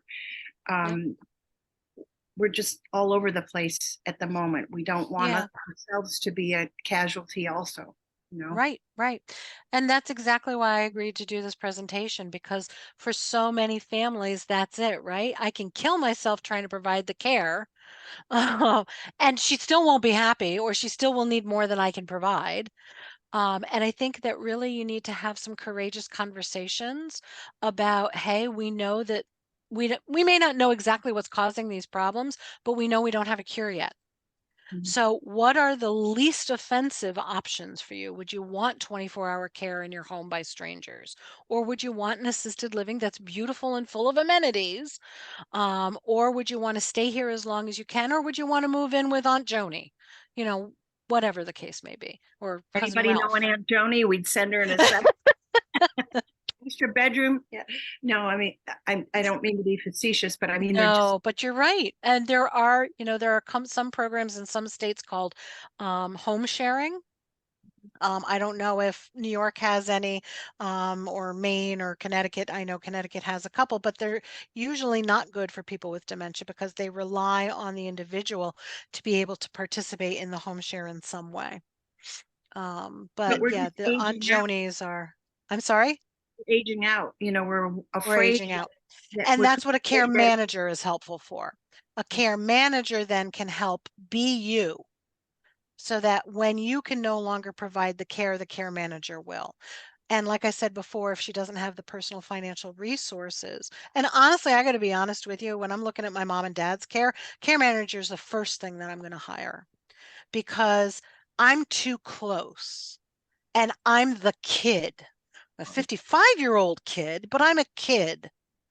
And he always lined us up and said, this is my retirement plan. I'm the oldest. He's got me. He's got my sister, Debbie. She's a nurse, and Abby, who's a business person. He says, this is my retirement place, the three of us girls.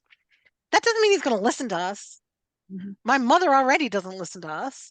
I love them with my whole heart, but I can't be their care manager. They don't listen. Yeah. So Thank that's you. the first person I'll hire. Thank you. Yes, of course, Linda. Thank you. I have two things. The first thing I wanted to say, this is my aunt. I forgot who said it, the young lady that was, where do you find someone because of culture? I did have an agency and it did not work. I had two agencies, it did not work. But then I went to the church and I found all of the women from the church. So I have 3 women for my aunt because she needs 24 hours, 7 days a week. But this is my problem that I have. I noticed that I'm reading everything. So I noticed that her symptoms change. So in the beginning, she was hallucinating. In the beginning, she used to call me at 3 o'clock in the morning. In the beginning, she saw all kind of people in the closet. But now those things don't happen. The memories just, and then she would get disoriented at nighttime. But all that has changed. These symptoms change constantly.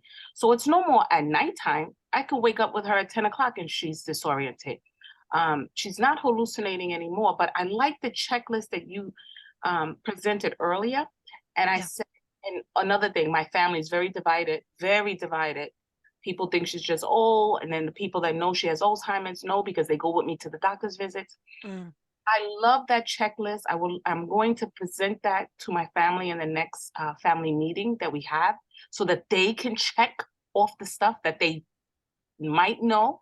My biggest problem is I just don't, it's just so strange that the symptoms change. But I don't even know what stage she's in because before the doctor said, Lena, she's at the end of 3 going in 4, but so much. How do you know exactly where she's at? Okay, that's a really, really good question. I'm going to get out of this full screen and find you another worksheet. Okay, so one of the things that I do as a dementia care coach is I stage people. In the staging tools that I use, I use a number of different tools and I always screen for depression first, but I will show you the staging tool that determines what level they're at. Where is it? Ba-ba-bum. Oh, there it is. Okay, let me go back. Okay, so this is not a new tool. This was actually created by Dr. Barry Riesberg and colleagues out at NYU. And this is the tool that most healthcare professionals have some knowledge of. This was created back in the 80s, and it is really for Alzheimer's type dementia, some vascular dementia.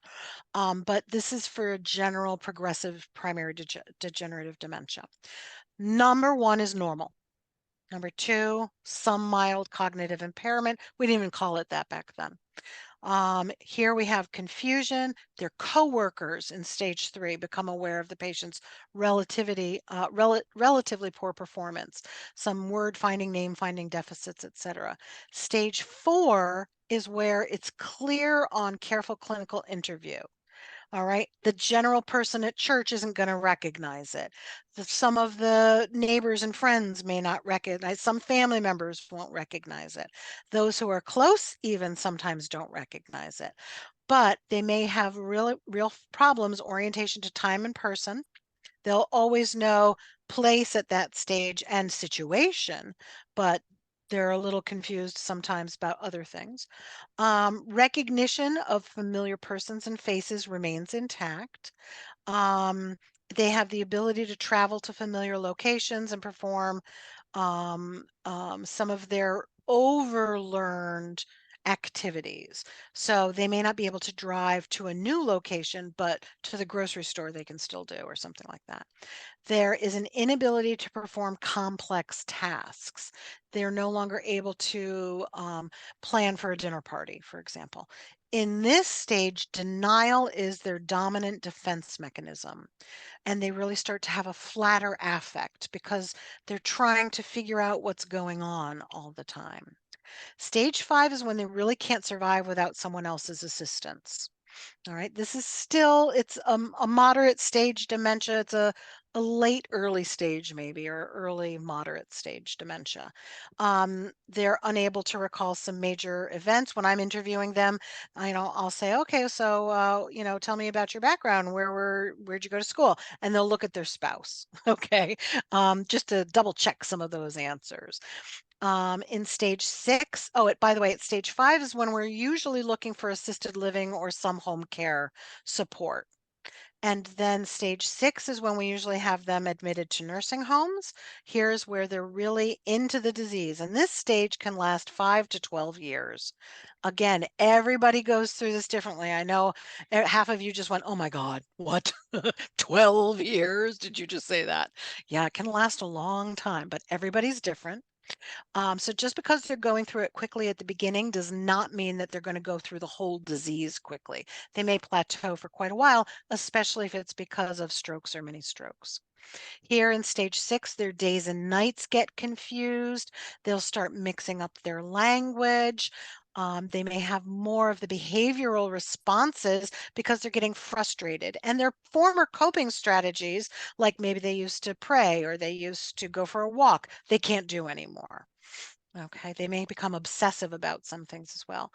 Now, stage 7 is the last stage, and they may have maybe a handful of words, 5, 6 words that they use. They're incontinent of bowel and bladder, and they lose their ability to really do any of their own personal care. And this, on average, lasts 1 to 3 years. All right, so now I will, stop sharing that and come back and say, all right, so now who's going, oh my gosh. Kat, you raised your hand again. I'm sorry, I'm taking it down. Oh, okay. I was gonna say, did that help you? Did that answer your question a little bit? Thank you very much. It's a tool. There are lots of different tools that stage people. So we want to acknowledge that as well. And you probably don't want to just do that on your own. If you want to call one of us, we can help you with identifying that stage. I want to come to, I know Tasha's got a hand raised. We've only got about 10 more minutes. The time flies when I do these, Michelle. I always think there's no way I'm going to have enough time, not enough content. Miss Anita, you had a question. It's really not a question, it's a comment. Elder care finding an elder care attorney is absolutely a necessity. Yeah. because it is, you have to. They know the ins and outs, they can help you, and it's definitely worth the price of admission. Yep, And absolutely. yeah, the other thing I just want to share with the group, my husband, everybody gets caught up on the diagnosis. Yes, everybody wants a diagnosis. The bottom line is it doesn't matter. It's some type of dementia. It's like cancer. It's some type of cancer. So, the only definitive way is, an autopsy. So I'm at a point in my life that because of other support groups and therapy and medication, the bottom line is, unless you're living at 24/7, no one has a clue of what you are going through. No, I am the primary care for my husband, and he's 70 years old. And he was, we went through the testing, and it's important to a certain degree, but really not necessary, because I could see the frustration. You know what, honestly, it really was an eye-opener for me. I mean, I had to leave the room because I was hysterical crying. I did not want to see that. Yeah. And, here's a grown man, and dignity is very important. Those choices that Pam had mentioned, not too many choices. Look, you want to wear the blue shirt or the green shirt. The other thing is you have to be an advocate for yourself. Because when we went to the neurologist, here's a script, see you in 6 months. They have no help for the caregiver. They don't, because they don't know. So what I'm doing is I'm actually have a sheet that I printed out, and these cards that I printed out to inform people what what FTD is.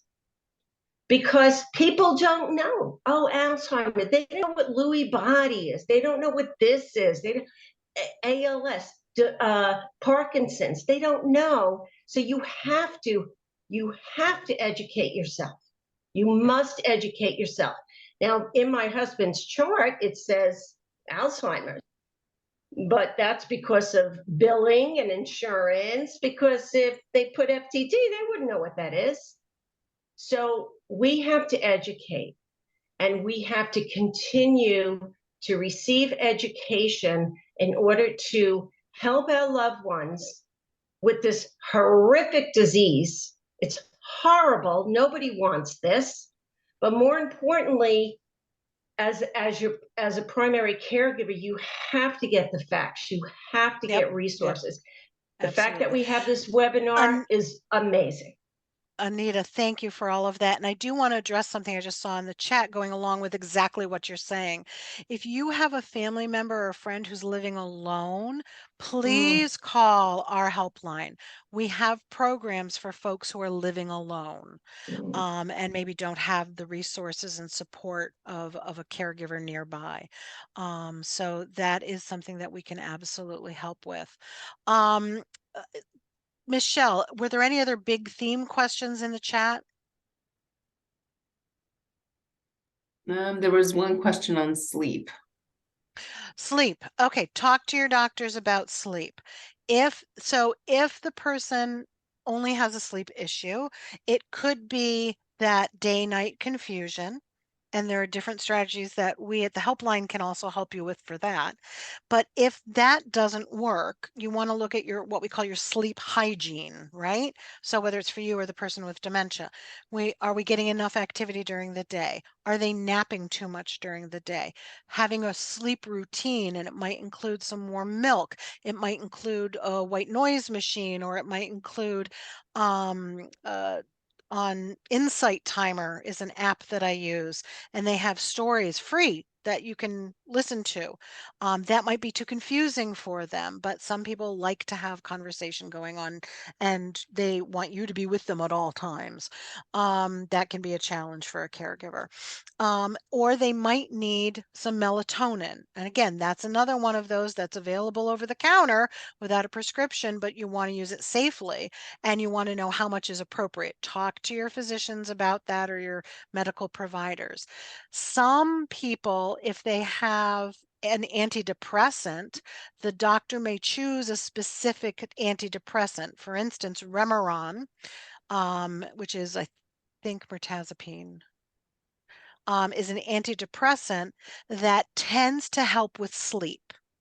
It also, all antidepressants have a possible side effect of anorexia, so they may not have as much of an appetite on the antidepressant.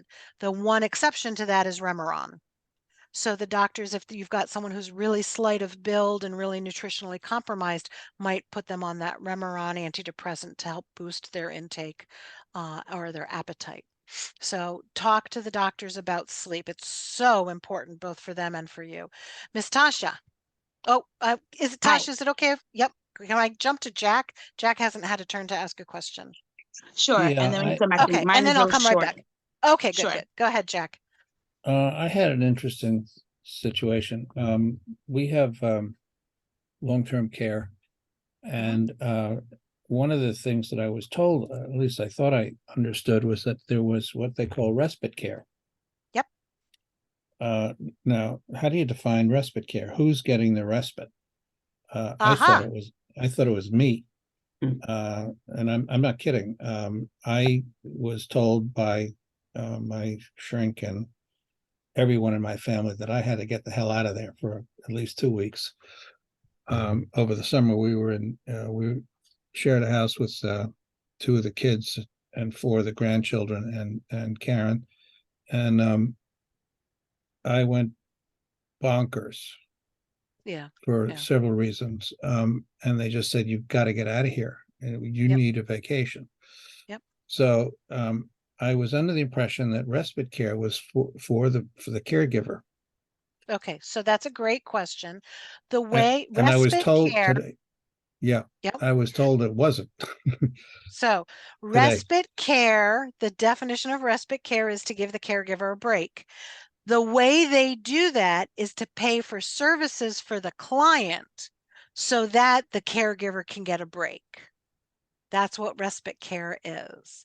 So So that, then yes, there's no it's for difference you. if you're covered with a caregiver, a hired caregiver, Correct. they continue to pay for that. Correct. So So that respite care is just to give you time to get away, to get a break. It's not going to pay for a massage. It's not going to pay for a weekend away or anything like that.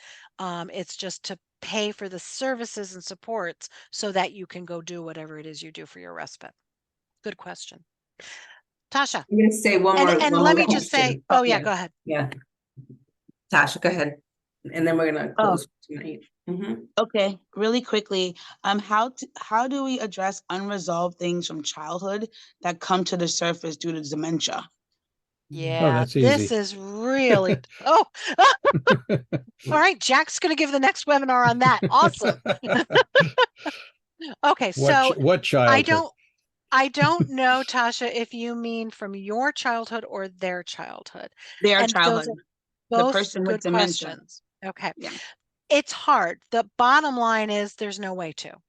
The challenge that we have is that so many individuals have survived abuse, horrors, traumas, difficulties. You know, we now call them the ACEs, the adverse incidents in childhood experiences. So we now know what that looks like in the children, but this is also evidenced in our aging population as well. And our older adults living with dementia have a hard time processing that. Michelle and I and the staff at Caring Kind have all had experiences where we've taken care of Holocaust survivors. Very tough. All you can do is anticipate the triggers. If we know that someone's been abused, we need to make sure that they never feel unsafe or that they're being abused again. If someone has, yeah, and you have to understand the breadth and depth of what that abuse is. So like, for instance, the Holocaust survivors, we needed to make sure that we never said it's your shower day, because that would mean something so completely different. All right. If their family if they lost all of their family in a circus fire in Hartford, we're never going to invite them to the circus coming to town. We triggered a whole unit of people because we put up signs saying we're going to the circus, we're going to the circus. So it's really important to understand. Now, the challenge with most of our folks living with dementia, especially parents, is they didn't tell us. They protected us by not telling us. So we have to guess, and we have to really clue in, and we have to listen so that we can hear what's going on and then communicate amongst ourselves as caregivers to say, gee, mom really did badly when that happened. I wonder if that's triggering her from her past. But we can't resolve it. What we can do is help support their wellness, their favorite music, their favorite art, their favorite activities, their favorite foods, their favorite family members, their favorite prayers. Whatever it is that soothes them and provides them solace, things that they used to cope with in the past. My grandmother used to cope by hoarding things because she lived through the Depression and cleaning. Well, once she had dementia, she couldn't clean anything because she was bedbound. Wrong. I brought her all the silver that she could polish. All right, I need you to fold these napkins. I need you to mate these socks. Helping normalize their experience in every way that we can. Great question. And with that, my friends, I see we are at the close. I hope, Michelle, can we save this chat because there's so many great resources that you've all shared. And I want to be able to send this out to you as well. So we will That's see a if good we can question. I do that. believe I so. know Julie that can there's a save that. way to Yeah, do I that. It think might Julie can be see it. if I'm the host. Yeah, you should be able to save the chat, Ms. Pam, if you're the I host. think so. Screen. File. Dropbox. All right, Yeah, I'm we'll going to figure just that try out. to save it here. I'll put it there for now. Chat. Well, I want to thank everybody for joining us tonight. Thank you, Pam, for leading. Oh, my pleasure. Always important. You know what's You. nice is that we have everybody together and we can learn from each other, from everybody's learned and personal experiences. And thank you all for being so brave to be able to share your stories and to be able to share your experiences and to be open and honest with each other, because that's how we learn from one another. So having this type of forum gives us that opportunity to be able to say things that we may not want to say in other places. So I invite you to come again, come often, come frequently, come back. And come as you are. Come as you are. Welcome to call our helpline if you need assistance. If you want to get into any of the legal and financial, Medicare, Medicaid, home care seminars, Medicaid assessment tools, into any of our early stage or support group programs. There's a plethora of opportunities to be amongst others who are in similar situations as yourself. And as you find, that is so helpful and so powerful. So I invite you to join us. Additional seminars coming up this month. Next month we have a number as well. So please come back. We find strength with each other. We find strength in our community. So I welcome you all to our community. Thank you again, Pam. Thank you everyone for being here. Pleasure.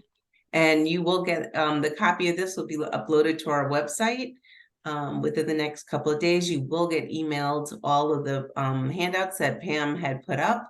You'll also get emailed a little bit of a survey. Please fill that out. That helps us when we go forward to do these webinars in the future. So your feedback really is important to us. And hey, let's all meet in person. Join us on October 22nd at the Walk-in Central Park. I'll be there. I'm coming from Connecticut. I'm getting on my scooter and we're all going to be there. I would love to meet you all. By the bandstand. Thank you. Yeah. Good night. Thanks, everybody. Thank you. Thank you. Thank you. Thank you. Bye-bye. Bye. Hey, good night, everyone. Thank you so much and good luck to everybody. Thank you so Thank you, much. It was everybody. terrific. Thank you. Thank you.